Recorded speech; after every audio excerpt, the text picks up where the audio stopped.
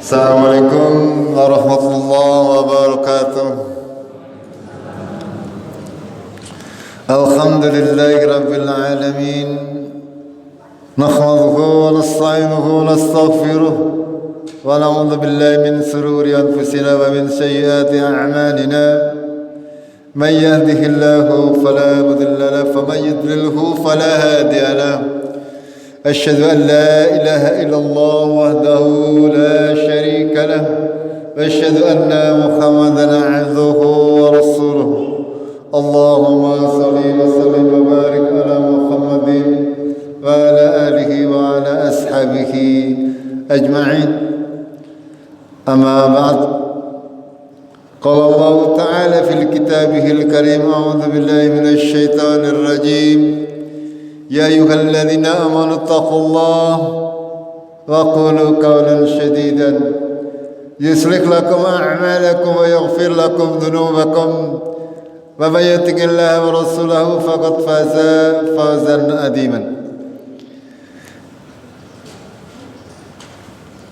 Kaum muslimin muslimat yang dirahmati oleh Allah, ikhwan dan akhwat yang insyaallah berada dalam lindungan Allah Tabaraka wa Ta'ala, marilah kita senantiasa memanjatkan syukur kita kepada Allah yang sudah memberikan rahmatnya kepada kita semuanya, kepada saya, kepada panjenengan semuanya, sampai hari ini masih selamat, masih diberi karunia oleh Allah, masih diberi kesempatan untuk memperbaiki diri, memperbaiki amal-amal kita, memperbanyak amalan-amalan saleh.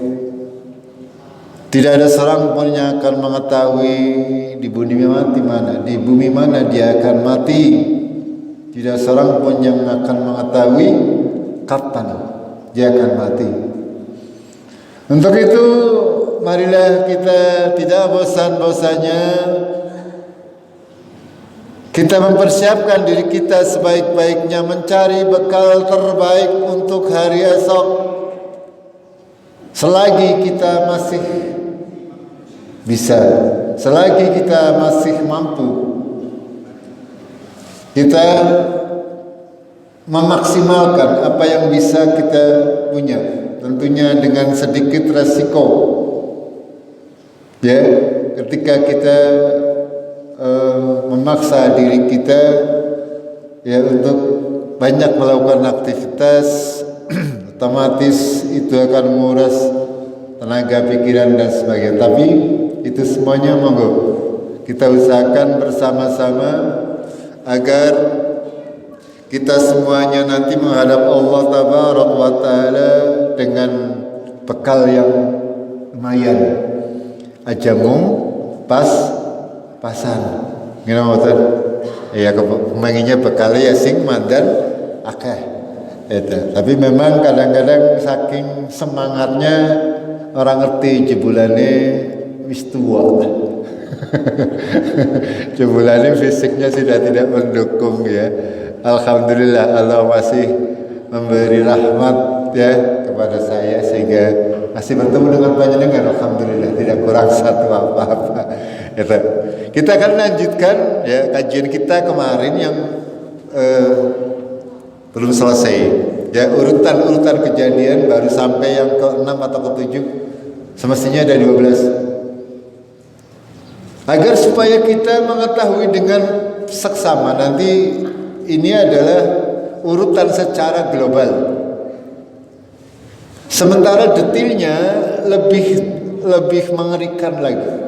Ya artinya ketika kita tahu, ketika misalnya di padang mahsyar nih, di pasang mahsyar itu seperti apa, keadaannya seperti apa, nanti di bagian detailnya. Kalau sekarang hanya sekilas saja, urut-urutan dari mulai kita dibangkitkan dari kubur kita ya sampai kepada tempat akhir kita. Tempat akhir kita insyaallah ya jaluk ke surga ke. Itu hanya ada dua tempat kita kembali, yaitu surga dan neraka. Itu. Kalau kepengen terhindar dari neraka dan dimasukkan oleh Allah dalam surga, perbanyak beramal salih, perbanyak beramal salih, dan hal-hal yang akan kita bahas insyaallah akan menambah motivasi kita kalau kita mengimaninya dengan benar, kalau kita senantiasa mentadaburinya. Kemarin sudah kami sampaikan hal-hal yang terjadi urut-urutannya. Ketika manusia dibangkitkan dari kubur-kubur mereka, di mana arwah-arwah yang tadinya disimpan di sisi Allah sudah disatukan kembali dengan jasad-jasad manusia semuanya, dari mulai Nabi Adam sampai orang terakhir yang hidup nantinya, semuanya dibangunkan oleh Allah, dibangkitkan oleh Allah dalam keadaan tanpa sehelai kain pun, dan dalam keadaan belum disunat. Semuanya bangun dari tidur panjangnya.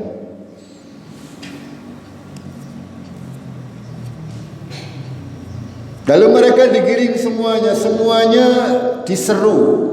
Ya, namanya masyar. Masyar itu dari kata asyar, ya.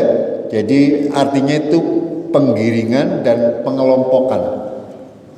Ya, ada suara besok. Ya, ada suara yang membuat orang itu sudah tidak bisa perginya ke kanan kiri. Punya satu tujuan semuanya. Ini namanya, makanya disebut padang masyar. Padang di mana tempat untuk mengumpulkan dan mengiring manusia. Dan itu semuanya tidaklah mudah. Masing-masing orang datang ke padang masyar sesuai dengan kadar keimanannya, sesuai dengan amal-amalnya.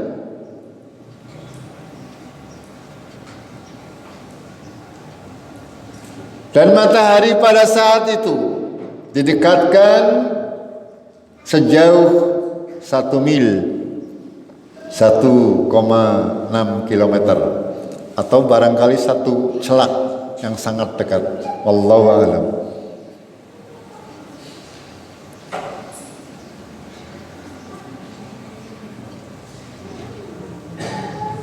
Satu hari dia yaumil akhir nanti sama dengan 50.000 tahun di hari-hari yang kita lakukan pada hari ini.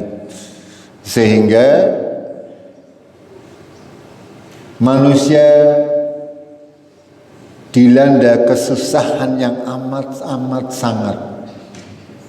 Diriwayatkan dalam hadis Rasulullah sallallahu alaihi wasallam bahwasanya, ya, orang-orang akan tenggelam oleh keringatnya sendiri.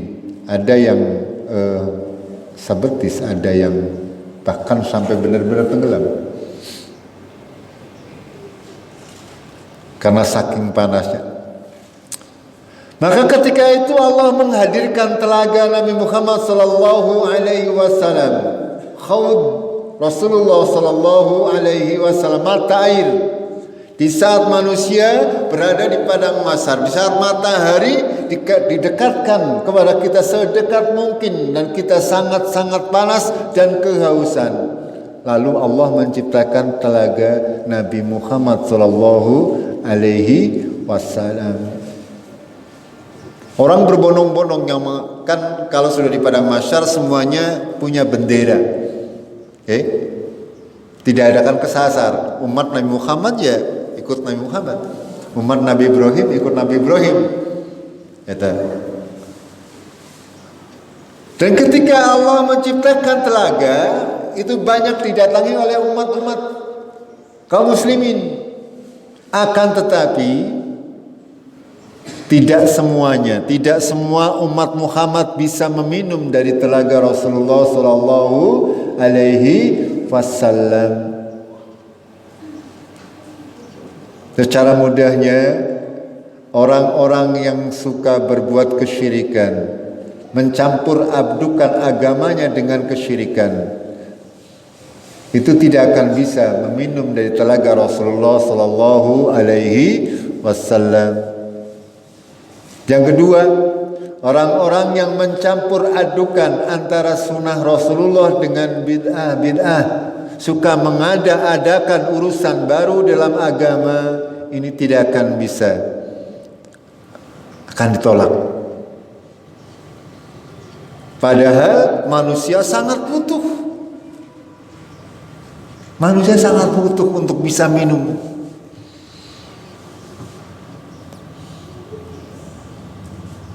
Lalu setiap nabi nanti akan diciptakan oleh Allah, ya, telaganya masing-masing untuk umat-umat mereka. Lalu perkara yang berikutnya, karena manusia merasa sudah sangat lelah, ya, sangat lelah.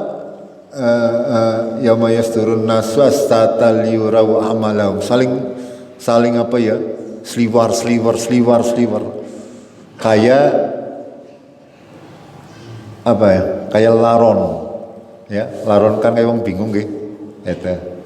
Manusia itu gambarannya seperti itu besok di padang mahsyar, suwe, tidak ada keputusan dan sebagainya, dan panasnya luar biasa. Maka ada sekelompok manusia, mereka memohon syafaat, ya, kepada Nabi Adam, Nabi Nuh, Ibrahim, Musa, dan Nabi Isa. Semuanya menolak, ya. Karena apa? Karena mereka merasa kami yang punya syafaat bukan dia. Yang diizinkan untuk memberi syafaat pada saat itu hanyalah Rasulullah Sallallahu Alaihi Wasallam. Pada intinya, syafaat al-uzma adalah syafaat Nabi meminta kepada Allah untuk menyegerakan perhitungan atau hisab seluruh makhluk. Gitu. Terus yang keempat, setelah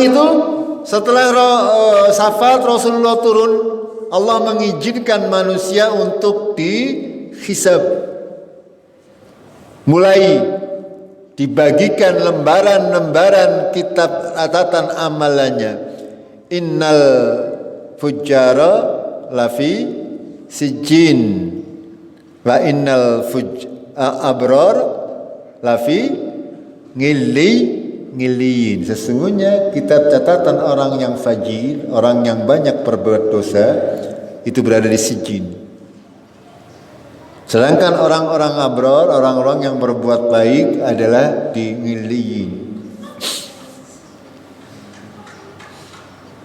Lembaran-lembaran catatan amal itu berterbangan, disebarkan. Orang beriman akan diberikan kitabnya dari tangan kanannya, sedangkan orang-orang kafir dari tangan kirinya. Kemudian mereka membaca catatan amal mereka untuk melalui proses dihisab. Ketika antum semuanya, kita semuanya membaca pembaca rapor, walaupun mungkin tidak ada tulisannya naik atau tidak naik, ya, zaman dahulu. Kalau sekarang sih anak sekolah gampang, ya, nilainya tidak ngaruh, sing penting melu ujian. Zaman dahulu beda. Ketika sudah dapat rapor, dilihat, anggar nilai kayak gie, pasti orang munggah. Dan itu akan terjadi kepada kita ketika lembaran-lembaran catatan amal sudah dibagikan. Kita akan melihat semua yang kita lakukan, baik besar maupun kecil, semuanya tercatat rapih.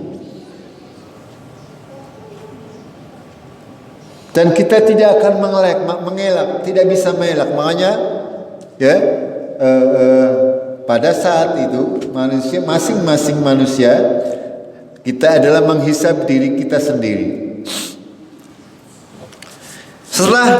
Setelah namanya rapor itu untuk menunjukkan Allah Maha Adil, ya, diperbolehkan panjenengan nanti itu untuk protes angger rapotes salah. Itu paham gak? Angger catatan amalnya salah, panjenengan boleh protes. Gampangnya cara kita berpikirnya berbicara di waktu di dunia. Kenapa Allah memberikan catatan amal sebelum dihisab? Agar supaya kita punya hujah. Allah punya hujah. Ini yang kamu kerjakan di dunia. Ya, ini yang kamu kerjakan di dunia, semuanya tertulis dengan rapi.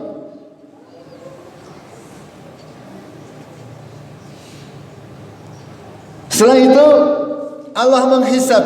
Ada dua hisab, yaitu hisab yang mudah bagi perilaku orang-orang yang mukmin.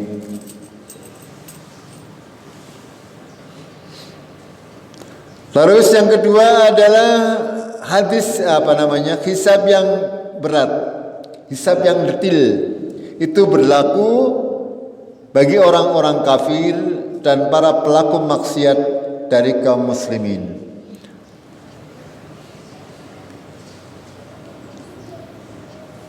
Orang-orang yang beruntung akan diberi hisab oleh Allah, dihisab dengan hisab yang mudah. Artinya kesalahan-kesalahannya banyak dimaafkan oleh Allah. Para sahabat radhiyallahu anhum walaupun mungkin ada salahnya, mereka dimaafkan. Radhiyallahu anhum waradu, itu dasarnya. Para sahabat mereka sudah dimaafkan oleh Allah walaupun mungkin dalam ada beberapa hal yang mungkin keliru, ya, akan tetapi itu semuanya tidak mengurangi keutamaan para sahabat radhiyallahu anhum.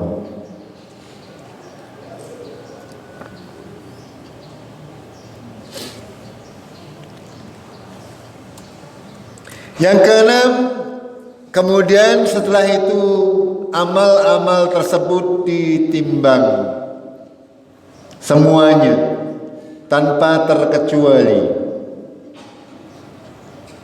Dan ini semuanya prosesnya luar biasa panjang bagi yang banyak bermaksiat. Bagi kaum muslimin yang tidak banyak bermaksiat, insyaallah semuanya akan diberi kemudahan oleh Allah, dan ada cara-caranya agar supaya kita dimudahkan oleh Allah, baik pada saat awal-awal kita di padang mahsyar, agar supaya panjenengan bisa tidak kepanasan. Kemarin sudah kami sampaikan pada 2 pekan yang lalu kalau nggak salah, ya, hal-hal yang harus kita kerjakan agar supaya kita dilindungi Allah waktu berada di padang mahsyar.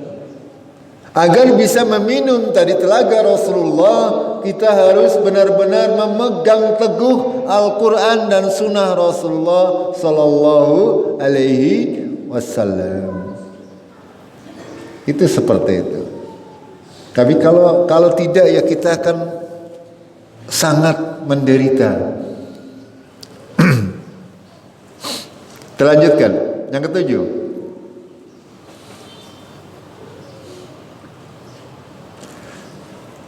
Setelah proses timbangan, manusia dikelompokkan sesuai dengan golongannya.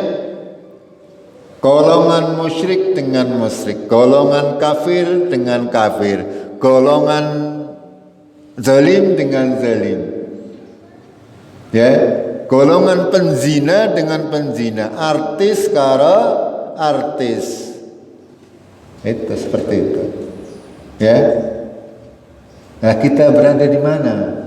Kita berada di golongan yang mana? Masing-masing kelompok dipasangkan dengan kelompoknya. Kita di dunia bisa bercampur, tapi di akhirat tidak. Ya, semuanya berkelompok-kelompok. Seperti firman Allah dalam surat As-Saffat ayat 22 dan 23. Ukhsyurul ladzina zalamu wa azwajahum wa ma kanu ya'budun. Maka kumpulkanlah orang-orang yang zalim dan istri-istri mereka, dikumpulkan dengan Tuhan-Tuhan yang mereka sembah. Min dunillah fahduhum ila siratil jahim. Selain daripada Allah, dan tunjukilah mereka ke jalan neraka jahanam. Jadi akhirnya mereka ini masuk ke dalam neraka jahanam. Dikumpulkan. Kalau sekarang kita melihat misalnya banyak kelompok-kelompok, pemimpinnya siapa? Ya, pemimpinnya ketika dia menyesatkan manusia, nanti ya dia berada di depan lebih dahulu, ya, perjalanan masuk ke neraka. Sementara pengikutnya ikut masuk sesuai dengan kelompoknya masing-masing.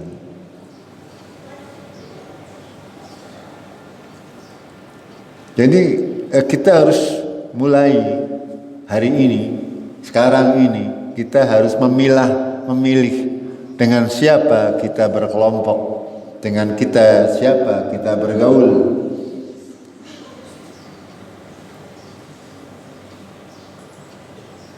Karena kalau kita bergaul dengan orang-orang zalim, ya akibatnya apa? Akibatnya kita akan terimbas dengan keburukan-keburukan. Gitu. Ya, ke-8 ya. Setelah itu diperintahkan oleh setiap kelompok untuk mengikuti sesembahan-sembahan mereka. Maka setiap umat mengikuti apa yang mereka sembah. Lalu mereka yang menyembah selain Allah akan mengikuti sembahan mereka berjatuhan ke neraka.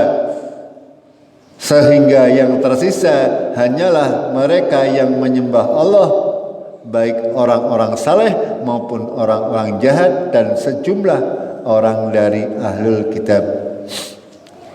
Orang-orang yang bukan beragama samawi, orang-orang yang menyembah selain Allah. Itu hanya sampai di sini. Ya.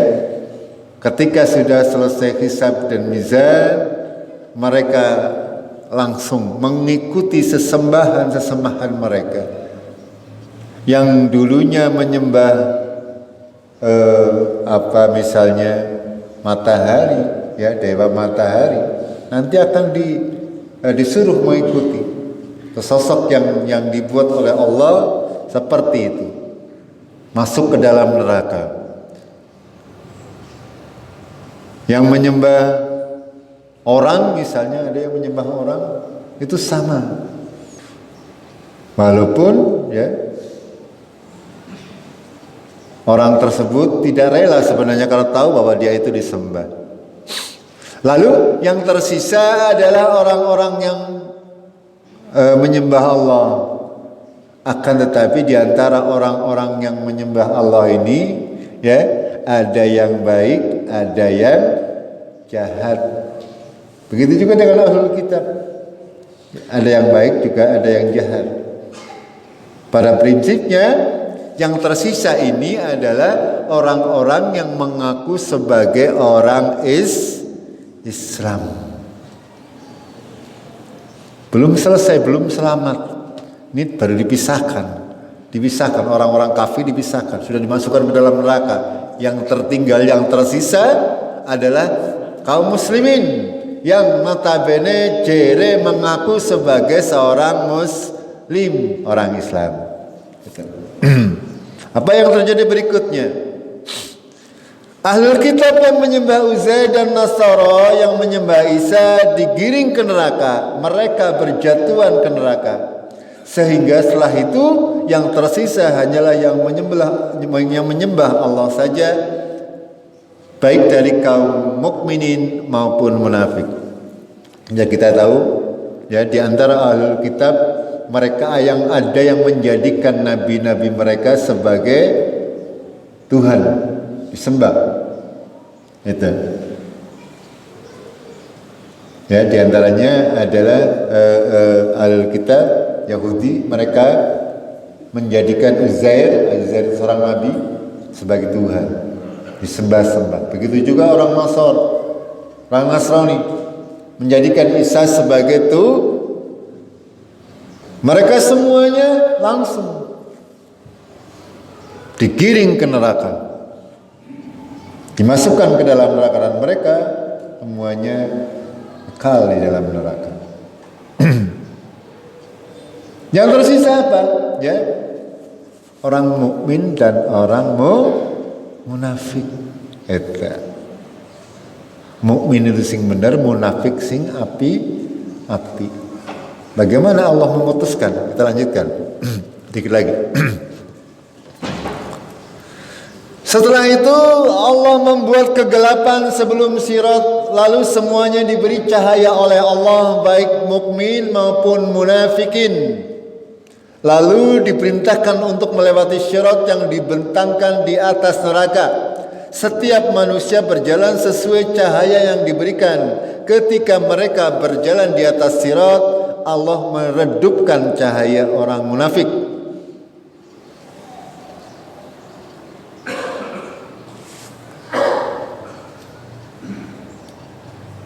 Dalam surat Al-Baqarah, masaluhum kamasalil ladzi istawqada nara falamma adara'at ma khalahu dhahaballahu binurihim fatarakahum fi dhulumatil la yubsirun. Ini gambaran orang-orang munafik. Ketika Allah sudah memberi sinar, ketika sinarnya lagi dibutuhkan malah mati. Sudah diberi baterai oleh Allah, gampangannya, pas lagi dibutuhkan malah mati. Ini gambaran orang-orang munafik. Jadi yang akan berjalan di atas sirat adalah orang mukmin dan orang munafik yang mengaku sebagai mukmin. Dan ini, ya, sirat kita tahu adalah sifatnya tajam dan menggelincirkan. Kita akan berjalan di atasnya sesuai dengan kadar amal kita masing-masing. Di setiap pinggir-pinggirnya ada pengait-pengait dari besi. Sirat itu jembatan antara padang mahsyar dengan surga, ya. Di sini padang mahsyar surga, terus di tengah-tengahnya adalah neraka. Itu jembatan yang berada di atas neraka. Kita semuanya akan melewatinya. Yang pertama melewati siapa? Rasulullah Sallallahu Alaihi Wasallam.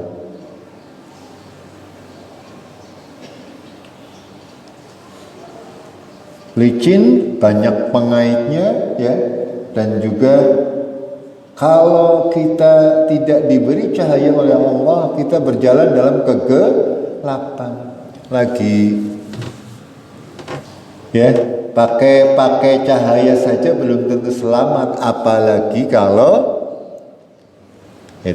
gelap. Ini bisa kita gambarkan. Lalu kaum munafik ini karena lampu nih mati, gampangan cara wong cegadone, ya, sehingga meminta kepada orang mukmin yang santere murube padang, kon ngenteni nyong genteni lah, nyong melu. Nah, gampangannya seperti itu, seperti digambarkan oleh Allah. Yauma yaqulul munafiquna wal munafiqatu lil ladzina amanu unzuruna. Pada hari di mana orang-orang munafik laki-laki dan perempuan mereka berkata kepada orang-orang yang beriman, unzuruna, tunggulah kami. Naktabis min nurikum, aku akan mengikuti cahaya kalian. Apa jawaban kaum muslimin, kaum mukminin? Ya, qila rji'u, kembalilah kalian, wara'akum, ke belakang, faltamisu nuron, carilah oleh kalian nur sendiri, cahaya sendiri. Waduriba bainahum bisurin, maka dibuat di antara mereka dinding, lahu bab, ada sebuah pintu, batinuhu fihi rahmah, di dalamnya terdapat rahmah, wa zahiruhu min kibalihil ngadab, dan di luarnya adalah azab. Itu.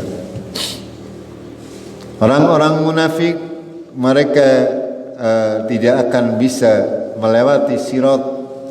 Mereka tidak diberikan cahaya oleh Allah. Diberi cahaya akan tetapi seperti saya gambarkan tadi, diberi baterai tapi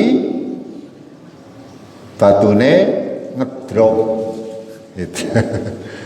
Itu. Padahal lagi butuh-butuh itu orang munafik.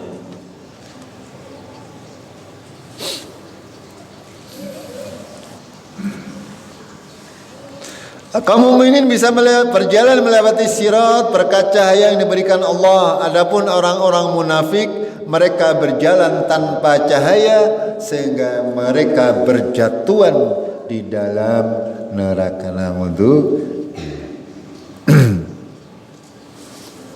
Lanjutkan, dikit lagi. Nabi Muhammad SAW yang datang pertama untuk melewati sirat, dan beliau berdoa, ya Allah selamatkanlah kami, ya Allah selamatkanlah kami. Rasulullah SAW masih meminta kepada Allah, ya, masih meminta agar diberi keselamatan di dalam melewati sirat. Apalagi kita.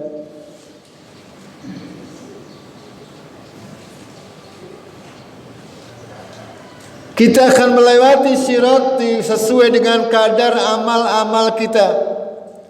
Begitu juga cahaya yang kita dapatkan sesuai dengan amal kita. Angger panjenengan rutin jamaah 5 waktu, ya insya Allah baterainya nengkana anyar lah.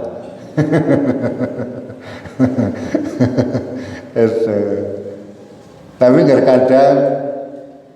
kadang-kadang orang ya itu sesuai, semuanya sesuai, ya, semuanya sesuai dengan kadar amal kita. Mau diberi cahaya seperti apa, cara berjalan kita. Diriwayatkan ada yang secepat kilat, ada yang sambil berlari, ada yang berjalan, ada yang berangkang, ada yang ngesot dan sebagainya. Sesuai dengan amal kita.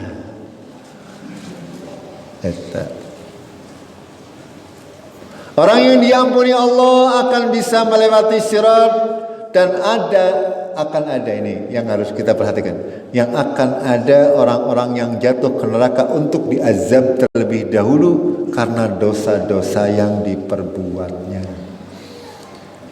Ini orang kayak kita mungkin, ya, sing kadang ibadah tapi gawe dosa ya iya. Ini, ya. Kita kaum muslimin, makanya semuanya akan mendatangi. Dalam sebuah ayat Allah menyampaikan kepada kita, ya, bahwasanya semua dari kita akan mendatangi neraka.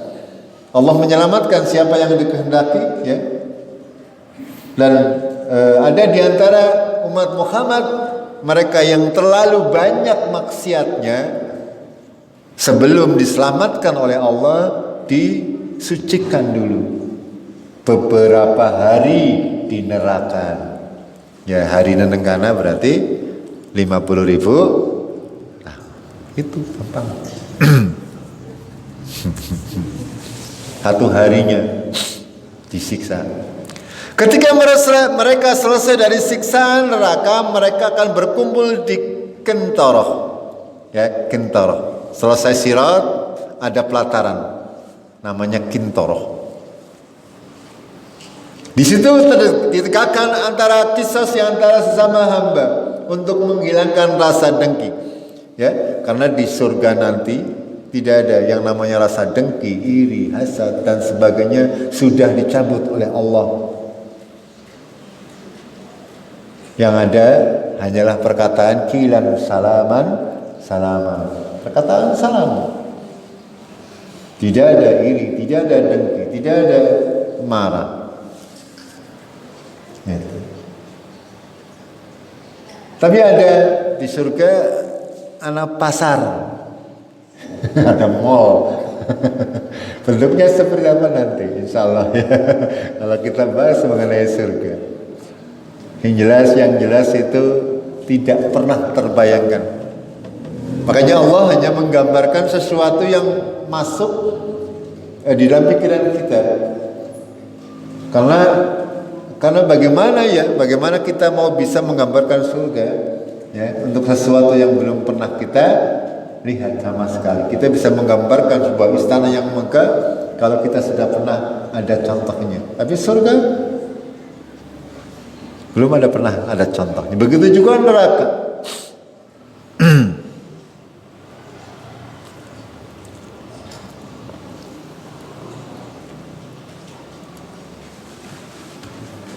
Terakhir adalah kaum muslimin, mukminin masuk surga. Ya, orang-orang kafir sudah, orang-orang munafik sudah, orang yang berdosa, bermaksiat. Ini. Yang pertama masuk surga dari Muhammad sallallahu alaihi wasallam, lalu orang-orang fakir dari kalangan muhajirin, orang-orang fakir dari kalangan ansar, dan orang-orang fakir dari umat ini. Ya, yang pertama masuk urutannya seperti itu. Nabi Muhammad sallallahu alaihi wasallam fakir dari kalangan muhajirin, dari kalangan ansar, yang fakir-fakir, dan orang-orang fakir dari umat ini. Baru kalau sudah sing melarat tapi beriman nggih. Melarat orang beriman ta ya wis kae mau wis teu blesek nanang. Jangan. Kita yang bicarakan mengenai ya miskin tapi beriman kepada Allah. Ini masuk surganya duluan daripada sing sugih eta. Ya kenapa? Karena orang kaya itu dihisab harta-harta mereka. Semakin banyak kita punya harta, hisab kita semakin lama. Itu ya kenyataannya seperti itu saya ya jamaah rahimakumullah. Itu semakin ya kita banyak meninggalkan harta sewaktu meninggal dunia ya, itu mah setiap harta akan ditanya. Karena ya yang pertama sekang di dari mana harta tersebut, bagaimana dibelanjakannya, dan seterusnya. Dan itu detil, sangat-sangat detil. Setiap sen barangkali, setiap perak akan ditanya oleh Allah Tabarak wa Ta'ala. Tidak ada yang terlewatkan sekecil-kecilnya. Semuanya akan ditanya oleh Allah Tabarak wa Ta'ala. Jamaah rahimakumullah, saya kira sudah masuk nih maghrib ya.